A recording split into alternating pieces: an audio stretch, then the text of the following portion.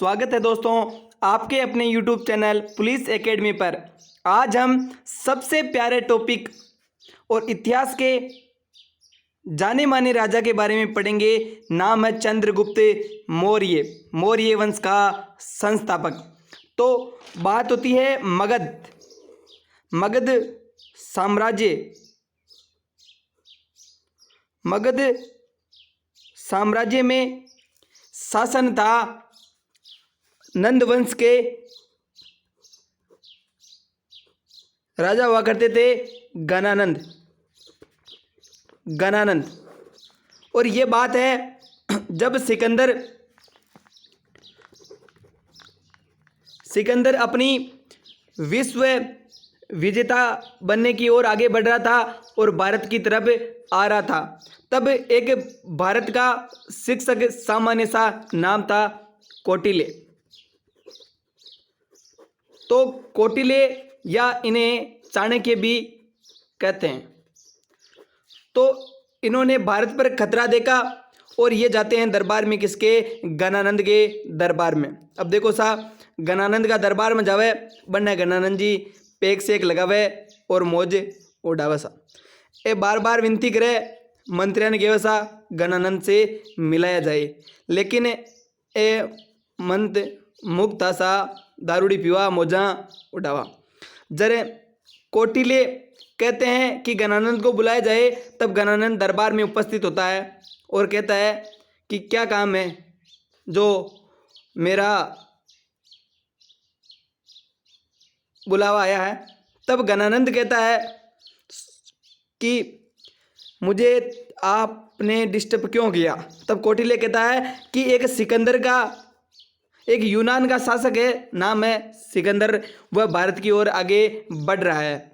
तो गणानंद कहता है कि बढ़ा तो बढ़ने दो, मुझे तंग क्यों कर रहा है, डिस्टर्ब क्यों कर रहा है। मैं मगध का सबसे शक्तिशाली शासक गणानंद हूँ, मुझे क्या फर्क पड़ता है। तब गणानंद कौटिल्य को चोटी पकड़वा कर बाहर फेंकवा देता है। तब कौटिल्य या चाणक्य कहता है कि जब तक मैं चोटी नहीं बांधूंगा तब तक नंद वंश का नाश ना हो जाए, नंद वंश समाप्त नहीं हो जाते। यही बात कहकर कौटिल्य बाहर चला जाता है सभा से।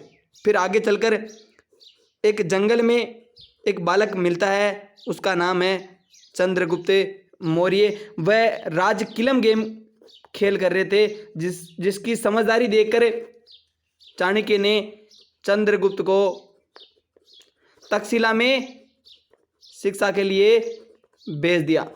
और फिर बाद में यही चंद्रगुप्त मौर्य गणानंद को हराता है और मौर्य वंश का संस्थापक बनता है। मौर्य वंश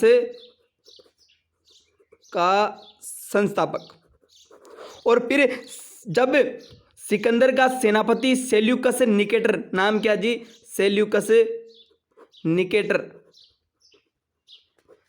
जब मगध पर हमला करता है तो चंद्रगुप्त मौर्य इसको बुरी तरह से परास्त कर देता है, अर्थात बुरी तरह से कूटता है साहब सेल्यूकस निकेटर को।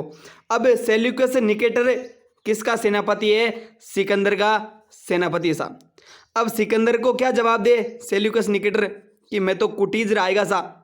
तो ये क्या करता है, अपनी बेटी हेलन का विवाह किससे कर देता है?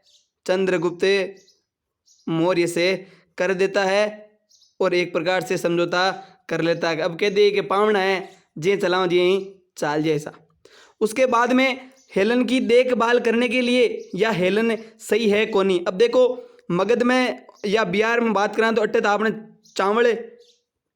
चावल और गेहूं खाते हैं, और 12 सा हेलन अर्थात आयशा मैगी की शौकीन। जरे सेल्यूकस निकेटर अपनी बेटी हेलन के लिए क्या भेजते हैं? मैगी लेकर भेजते हैं, एक राजदूत भेजते हैं, उसका नाम है मेगस्थनीज।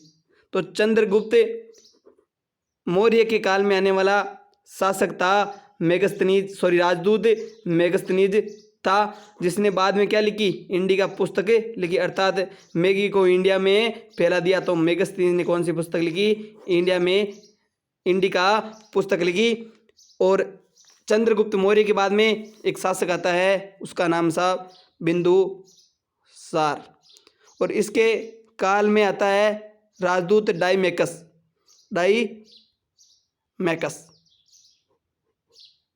धन्यवाद दोस्तों, ज़रूर बताइएगा ये वीडियो कैसा लगा।